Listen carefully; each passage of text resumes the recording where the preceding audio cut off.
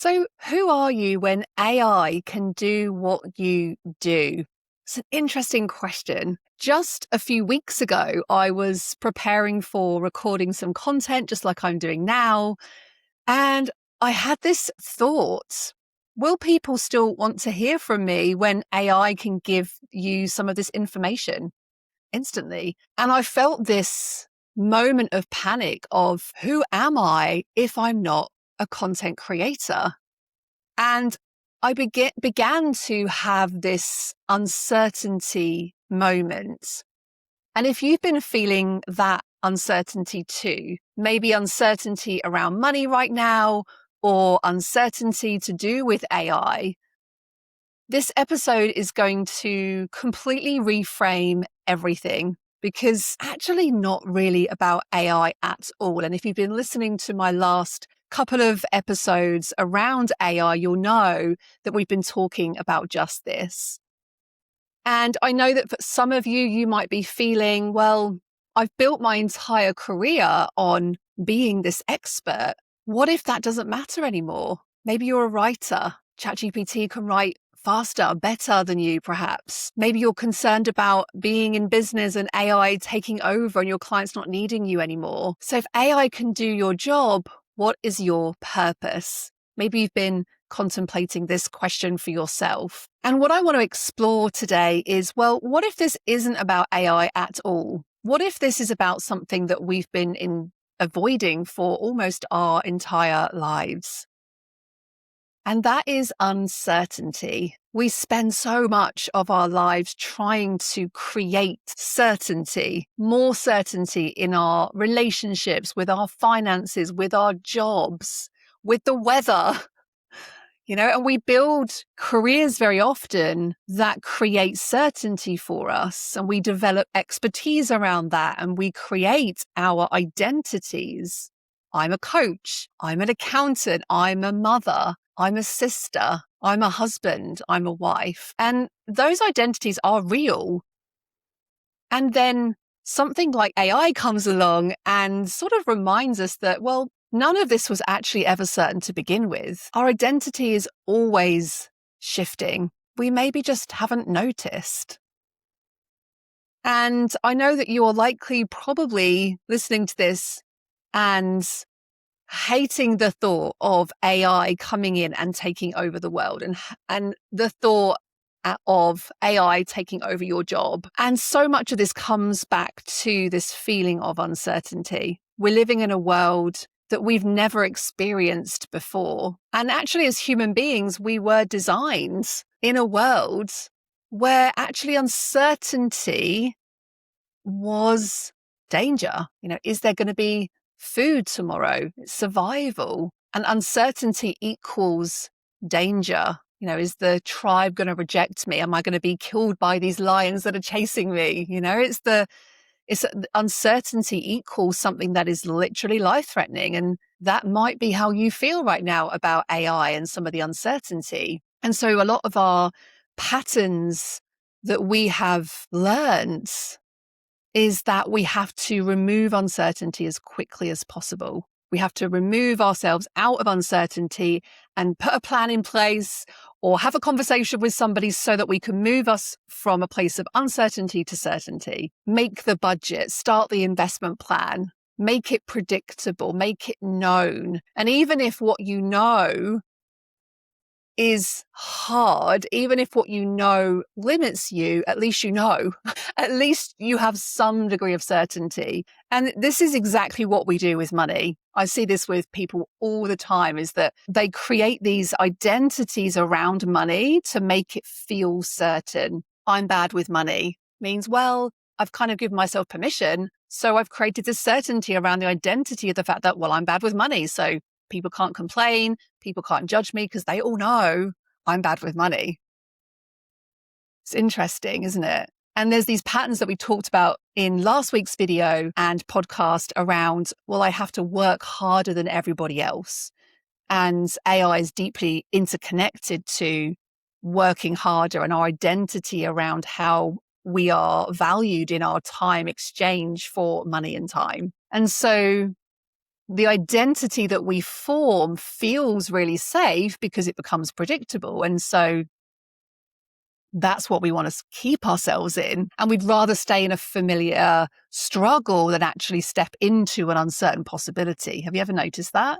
Maybe you've been offered a new job. Maybe you've been offered a business opportunity and there's so much uncertainty about, well, am I going to be able to do it? Is this going to work? And even though there's a possibility and opportunity there, it's actually easier just to stay where we are, maybe stay in the struggle, stay safe, because then at least we know. At least we know. And that is what's happening with AI right now, is that we're scrambling to create this new sense of certainty. What does my life look like alongside AI? What does my business look like alongside AI? How am I going to learn all the tools and stay ahead of the curve? How am I going to make myself needed again? I know you're probably thinking this. And it is hard to just tolerate the uncertainty of, I don't know who I am anymore. I don't know what is going to be ahead in this new world. And I've been really sitting with this question myself, because actually every single moment when I look back at moments where I've been uncertain, every single moment of expansion in my life actually came through uncertainty. Think about it. When you fell in love, you didn't know if the other person was going to have the same feelings as you. Certainty. When you started your business, you didn't know if it was going to work. Certainty. When maybe you became a parent, you had no idea what you were doing. Uncertainty. Perhaps you've been through and navigated a significant life moment, divorce, grief. Maybe you've healed from something really big and you didn't know who you would become on the other side. Certainty. All of it, all of the growth, all of the love, all the transformation, all the healing, it all required you to step into this place of uncertainty and not knowing. And we might believe that AI is creating this uncertainty, but actually it's not creating uncertainty. It's revealing how we feel about our relationship to uncertainty and your identity in that part. And this is where I see a lot of my contribution in actually helping you through the tools, through coaching, through the somatic work that we do, is to help you to navigate these identity changes that are going to be required of you over the coming months and years ahead. And certainly for the next generation, I'm already thinking about, what am I teaching my children to navigate through this world that is uncertain? And especially having two neurodivergent children, anxiety is often created because of uncertainty. And AI is showing us all of this. So we can try and scrabble around and trying to create these pockets of new certainty and try and make ourselves, indispensable and learn new things and prove our worth. But actually, my advice on this would be to begin with uncertainty, alongside uncertainty. If you can live your life where uncertainty becomes okay, that is a good place to navigate. It doesn't mean that uncertainty is not going to bring up fear. It doesn't mean that uncertainty is not going to bring up some emotions and feelings inside of you that create anxiety or stress, but it's standing back and noticing that pattern, noticing that this is uncertainty. This is why I'm feeling like this, because I am feeling uncertain. And actually naming it and labeling it, it really supports you to be able to recognize that this is the pattern. It's pattern recognition. We're not trying to solve it. We're not trying to fix it. We're not trying to make it certain again. We're just being with it. And this is something that when I think about my days as a financial advisor, and I used to look after a lot of people post-retirement, so clients typically in their 70s and 80s. And the one thing that they always wanted was the certainty that their money would never run out. And I'm sure that's probably a question on the forefront of your mind if you are a natural planner, a natural architect, if you've done our Money Story Types quiz, is that you want that certainty. But even if I was to show you that your money is never going to run out, if I was to sit with you and do some cash flow modeling, which I love to do, I love geeking out on that.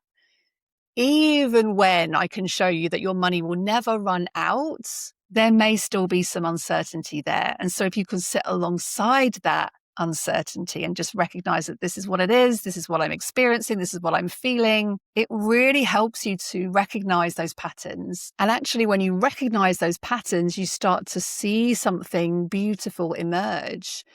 And it can't emerge when you're gripping hold of the fear and the anxiety and the uncertainty so tightly. And I remember this feeling at its peak for me when I think about uncertainty in my life. There's been many times when I've been uncertain in my life, but the one that feels the strongest is when my second son was born.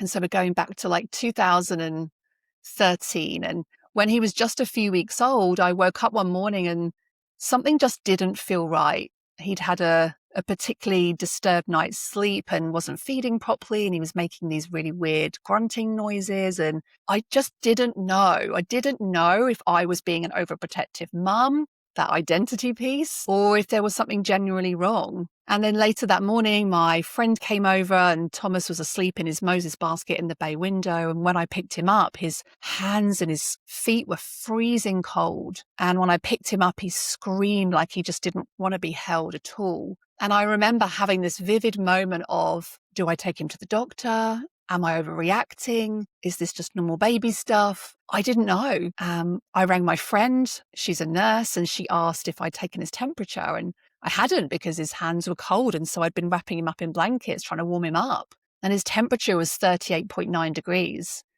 And I put him back in the Moses basket. I rang my husband. I drove straight down to A&E. And within moments of arriving, a doctor came over, looked at Thomas, and we were rushed straight into resuscitation. 15 doctors swarmed around us. They kept using this word sepsis. I really didn't know what that meant in the context of that situation. And I remember that night sleeping in the hospital chair next to Thomas, watching him struggle.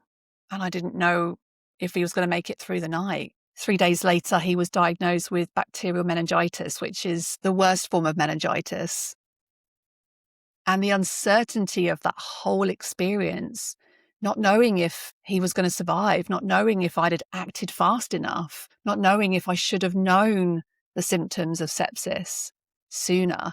I remember afterwards reflecting on this experience and thinking, all I felt was guilt and shame. You know, I got him there so quickly, which saved his life. But all I could think was, I should have known sooner. I should have been more certain. I should have trusted myself more. I should have got him in sooner. And I was in this real blame and shaming of myself as an identity of a mum. I was like, I should have known these symptoms. I would say most of our parenting sits in uncertainty. We never know for certain if we're doing the right thing, if we're doing it the right way. We just do it anyway. And we learn from those experiences. That's the growth in those moments when you can reflect and say, I didn't know, I did it anyway, and this is what I learned. And that is the mindset that I am trying to instill in my children, in my two boys, and would love to support you in this navigation of being okay with uncertainty. And it is a feeling that is in the body. It doesn't come from the mind. If we try and create certainty in our minds and there's uncertainty going on in the body, then we're just going to get a complete clash. The brain's saying one thing, the body's saying another. We might clear it for a short period of time, but the body's still recognizing it. And so going back to when Thomas was poorly, I was feeling this in my body, this uncertainty. Something's not quite right. And if I trusted myself more with that uncertainty, I probably would have got him into hospital even sooner. And that's what we've been asked to do with any relationship and any work we are doing around identity. What we're being asked to do right now with AI, with our identities, with our worth, is we don't know what's coming. We don't know who we are going to become in this evolution. We don't know if your role in the workplace or in your business is going to evolve and how that will look. But we can practice trusting ourselves anyway, and trusting that You have always navigated moments in your life where there's been uncertainty and you have coped, you have survived, you have navigated it, you have learned so many things about yourself. And so we get to practice acting even when we're uncertain, because that uncertainty isn't the absence of knowing, it's the presence of trust. And sometimes that uncertainty, that willingness to step forward when you don't know, that's what gives you that growth. So when I had that moment a few weeks ago, thinking about my content, will people still value me? Will you still value this content? Who am I if I'm not needed? I recognize that feeling, that's feeling of uncertainty, but I'm learning to trust it. I am still showing up and delivering content to you. I hope you're enjoying it. I'm doing it anyway. I'm letting this identity really dissolve without actually needing to know what's coming next. Like, it's okay to not know all the detail of what's coming next. And I love to embrace that something is emerging. And it won't emerge for me in the same way if I'm gripping this old identity. So I want to share with you 3 practices to help you to navigate more safely around uncertainty. And the first step of this is to release. To release means letting go of your performance-based identity, the identity that says, I am what I do, I am what I produce, I am how useful I am how needed I am. This identity is going to keep you in this performing to keep proving that you are worthy. And AI is just showing you that this was never going to work, really. So how do you release that? Notice where you are attached. Notice where you are attached to this performance value. Where is it you feel threatened by AI? And that's often where our identity gets stuck, because you're attaching your sense of worth to being articulate, for example. Maybe if you're feeling threatened by how AI can analyze, well, then maybe you're attaching your worth to being intelligent. And just notice, feel it in your body. Where do you feel that attachment? Is it in the chest? Is it a feeling in the throat? Is it a feeling in the stomach? And just place your hands over that part of your body. Just breathe through it and say to yourself, I've been working really hard to prove my worth this way, and I'm tired. I'm letting go of this need to perform for my worth. And I'm willing to not know who I am for a while.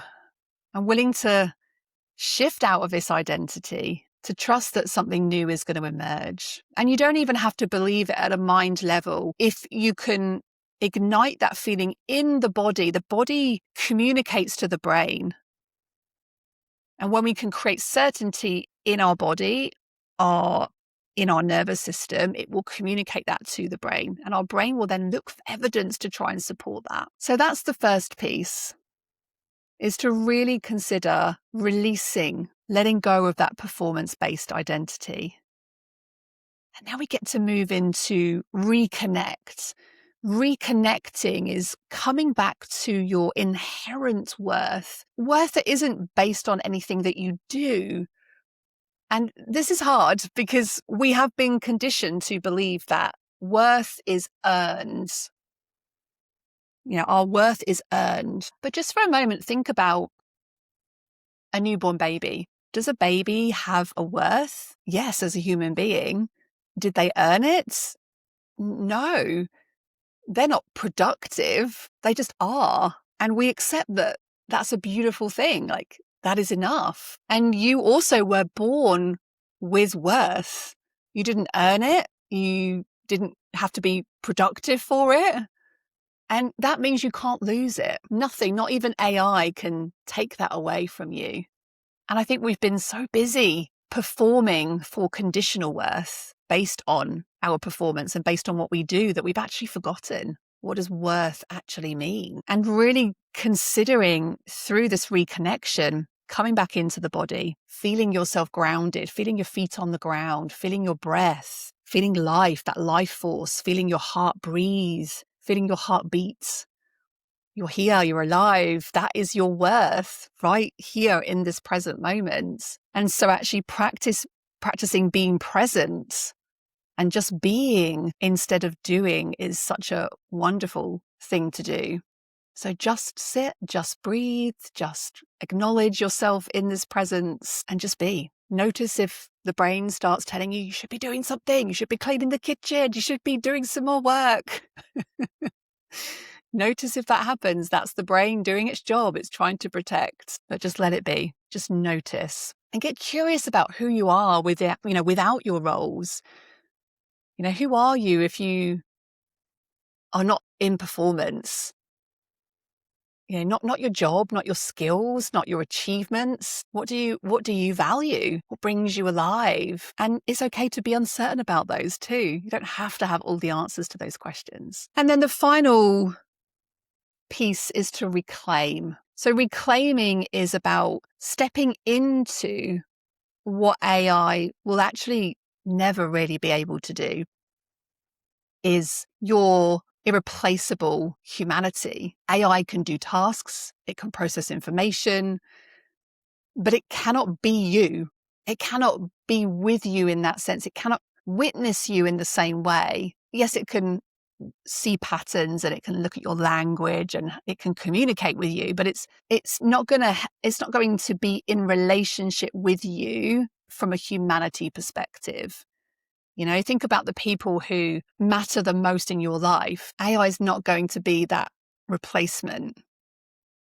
The important people in our lives are often the teacher who believed in us, the friend who really listened.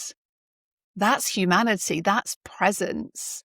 That's emotional connection. So how do you reclaim this?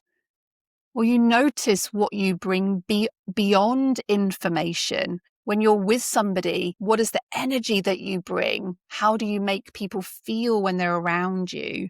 That is something that cannot be replicated. And I think that's why a lot of us are seeking so much human connection right now. And certainly I'm feeling this desire even more so to be in a room with people, to be in relationship with people offline. And I think there's a big opportunity in business to be considering how are you building your life and your business to be in community, because I think that's where a lot of us are going to place even more value than we've ever done before. And so reimagining your value in an AI world, the value I think is going to be shifting away from information and towards wisdom, away from answers and towards questions, away from fixing into witnessing, away from knowing into being. And who are you becoming in this shift, in this threshold?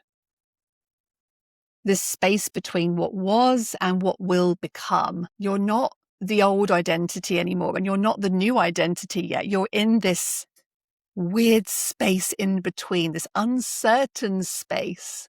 And it's deeply uncomfortable. I hear you, but this is where the magic happens. This is where transformation lives.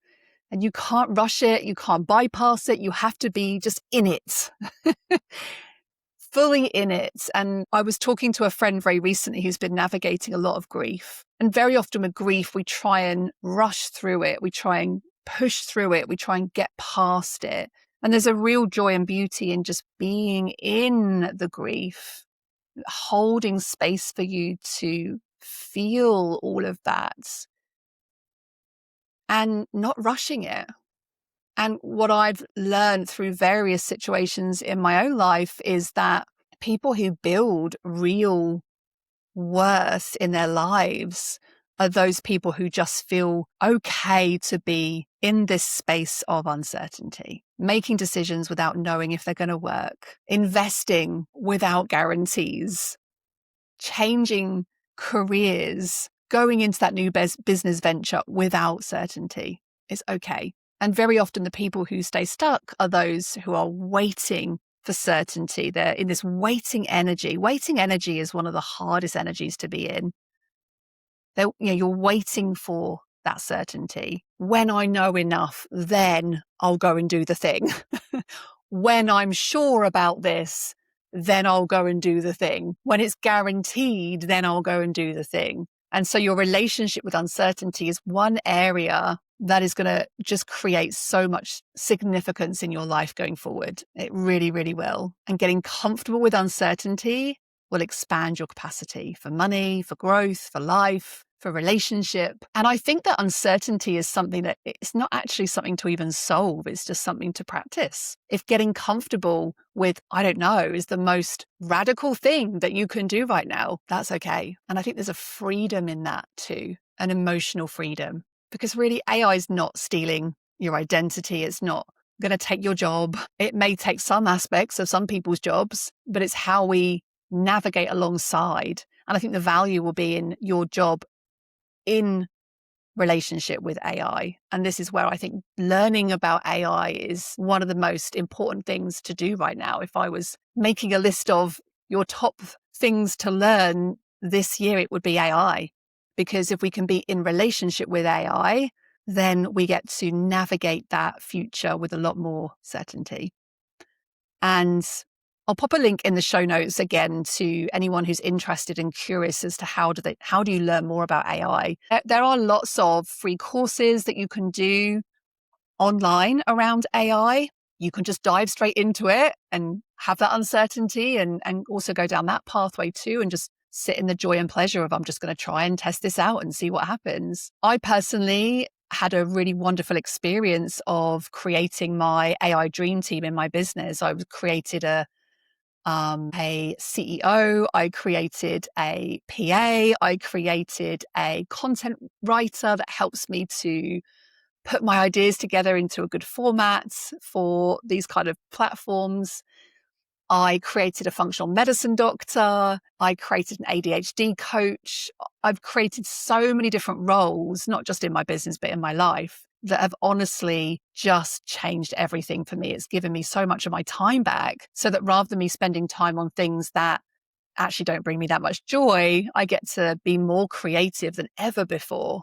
I'm actually spending more time creating my own content. And I think that's where it isn't about getting AI to generate your content for you if you're a content creator. It's about actually freeing up more of your time so that you can go and do the creative work. And I learned all of my AI work through Natalie McNeil's AI Dream Team. And I'll pop that link in the notes below this episode.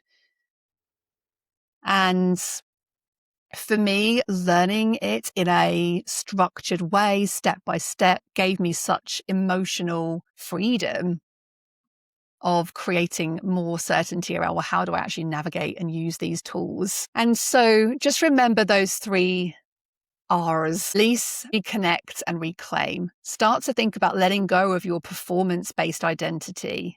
Start to let go of any identities that you're holding on to, of what you should do based on those identities. Your identity as a mother, as a parent, as a partner, as an entrepreneur, as an employee. Letting go of those identities and reconnecting. Remember that inherent worth, reclaiming that by really stepping into your humanity. And I really believe that this moment isn't the end of your value. This is an invitation for us to discover what your value really is. And yes, it's uncertain. Yes, it's uncomfortable. But uncertainty is where this expansion happens. And that's making space for something much more exciting to emerge. So tell me, how are you feeling right now about uncertainty? Give me a comment underneath this if you're watching on YouTube or Spotify, and drop me an email if you're listening to this on the podcast, hello@catherinemorgan.com. Tell me, how are you feeling about uncertainty right now? Thank you so much for being here and listening to my slightly philosophical episode today. Thank you for doing this work, and I will see you on the show next Monday.